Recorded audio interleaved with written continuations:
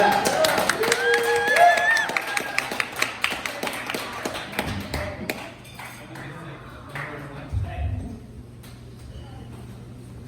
got my notes here. How are you folks doing?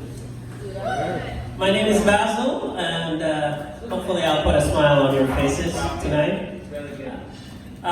We've had a few rough months with COVID-19. It's been a weird year, but it will pass. I promise you it will pass. Like a kidney stone, but it will pass. And the oldest gay bar in San Francisco finally closed their doors down because of COVID-19. They went 4 months, $40,000 behind on the rent. The owner in a statement said, "We are in the rears." And as I was driving here, I saw prostitutes, and I asked her, I said, "Hey, has COVID-19 changed the way you do business?" She said, "Not at all. I'm still doing curbside pickup." Thank you.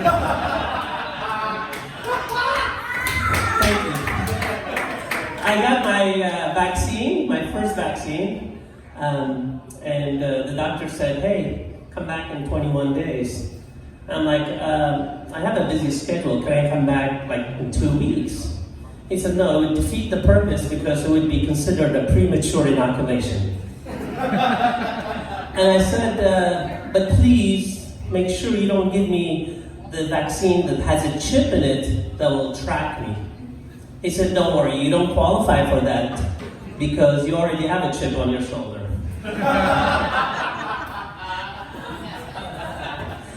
And I swear to God, I'm not making this up, okay? If you travel to China now, they're going to give you a COVID test via anal swab, not the nasal swab, I swear. And many travelers have complained about this, many.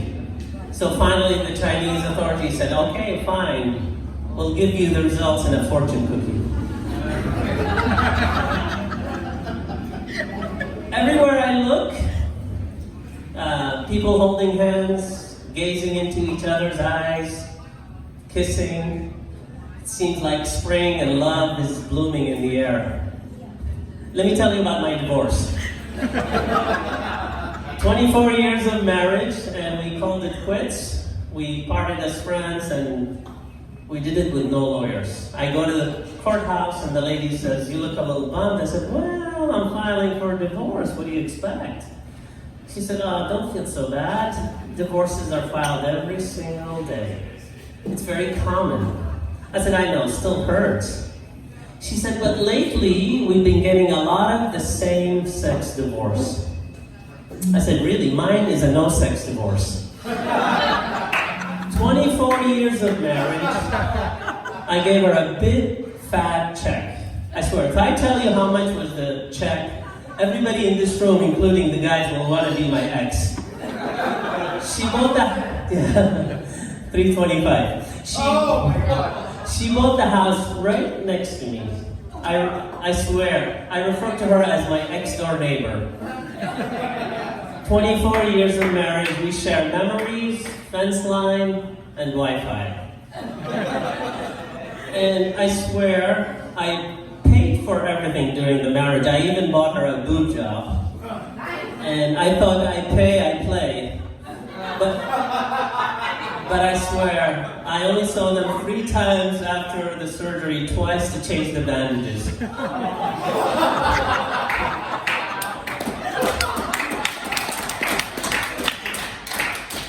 Thank you. No, I broke my concentration. No. And I swear, in 24 years of marriage, I was a loyal husband, never once cheated on her. I had many opportunities, but thank God I refused. Even my friends said, "Bassil, come on, get a girlfriend on the side." I'm like, "Nope, that's not me." And I refused to do it. I refused to do it because, well, I have principles, I have values, I have ethics, and I have erectile dysfunction. And as we parted, she got to keep the dog. A little Yorkie, I love that Yorkie, oh my God, it's wonderful. That dog, if I come home at 3 o'clock in the morning, she would be running to me saying, "Hi, I'm here to see you." She's waiting for me. And when I get out of the shower, she would lick my ankles. It's been almost 3 years since the divorce. I swear I would have stayed in the marriage if that dog was taller.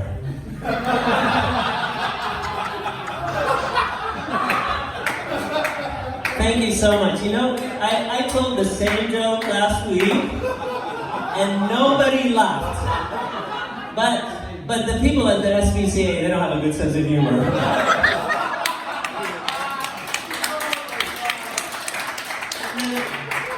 After the divorce, I found myself alone and lonely. And I looked in the mirror, and all I saw was gray hair and wrinkles.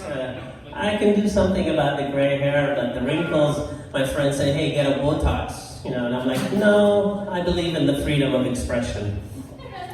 And thank you. Yeah. And so I tried the apps, the dating apps, you know, and I'm like, you know, let me try it. And I was on every app you can think of. And I'm thinking, no replies, nothing. So I widened the search, you know, to 50 miles, nothing. 200-mile radius, nothing. I deleted the apps, reinstalled them, got a new phone, nothing.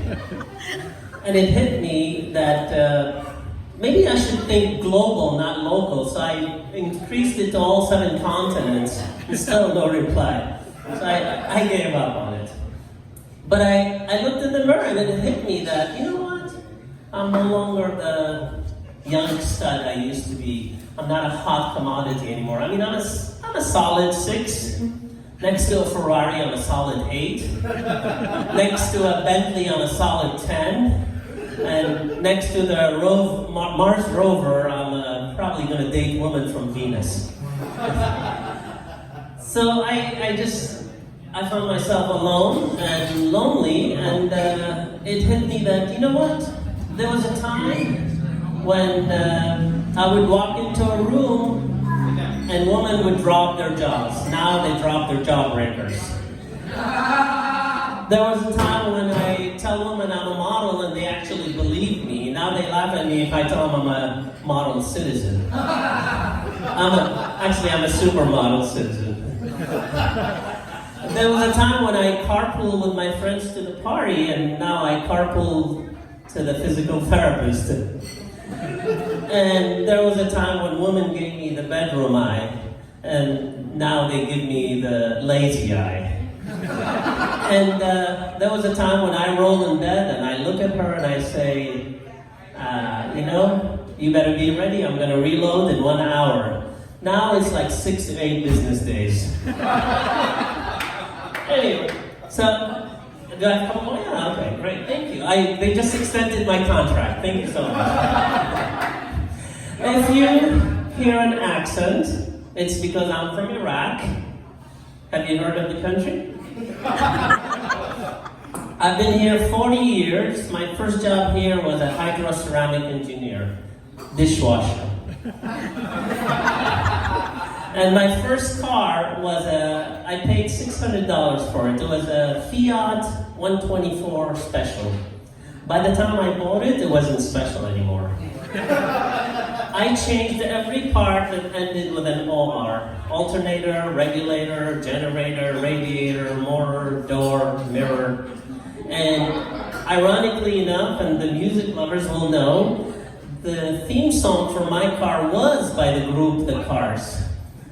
Who's gonna drive you home tonight? Can't go on.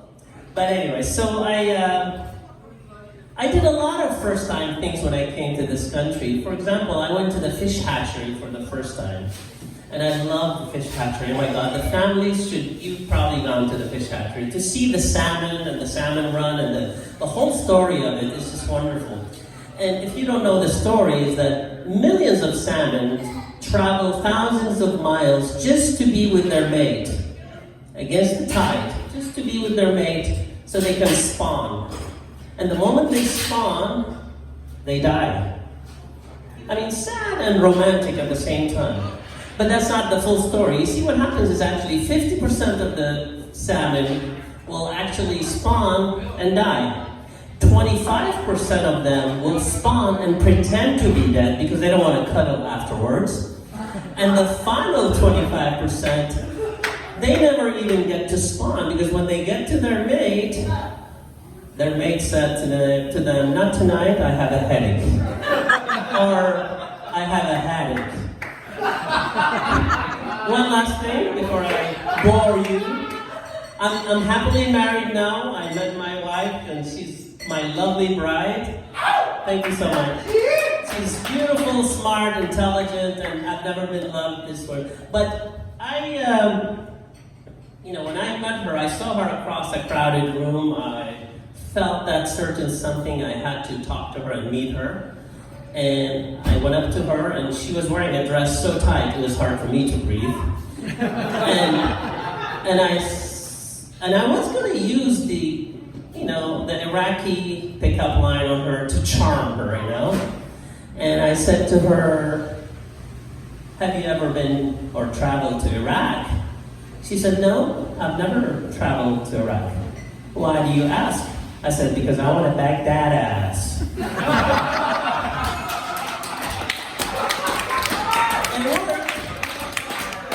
It worked. 2.5 months later, we announced our engagement. And immediately, the moment we announced our engagement, people started talking and rumors started murmuring that, this may be a green card or a citizenship marriage. And it added a little friction to our relationship. So I'm the kind of person that will want to talk about things. So I went up to her and I said, before we get married, we need to talk about this because it's not right. It's adding a lot of friction. She said, "I understand. Honesty is the best thing." I said, "So I heard the rumors that you are using me to get the Iraqi citizenship." And she's American, by the way. And I said, "I understand if you want to throw all this away for a piece of the Iraqi dream of hopelessness, despair, war, chaos, oppression." She goes, "No, honey, that's not what I want to do." She said, "Eventually, maybe you can take me to Iraq, show me around, and I'll get to know the culture and the language and the people." I said, "Great," because I already, kind of jumped the gun and ordered the his and hers matching bulletproof vests. And I've also monogrammed it. But we have to use your Amazon Prime. I don't have it. I said, she goes, "Well, are you glad we talked about this?" I said, "Yeah, of course I'm glad. But there's another rumor I heard that you're with me because I'm really good in the bedroom department." And it's true. I'm not tweeting, my own horn. Iraqi men are known to be very attentive in the bedroom department. So, and if you don't believe me, you can read the Yelp reviews. And I said, "This did not happen by accident. I don't drink, I don't smoke, I exercise, I eat healthy and all that." And just honestly, between you and I, every woman I've been with said, "Once you go Iraqi, you'll never go backy."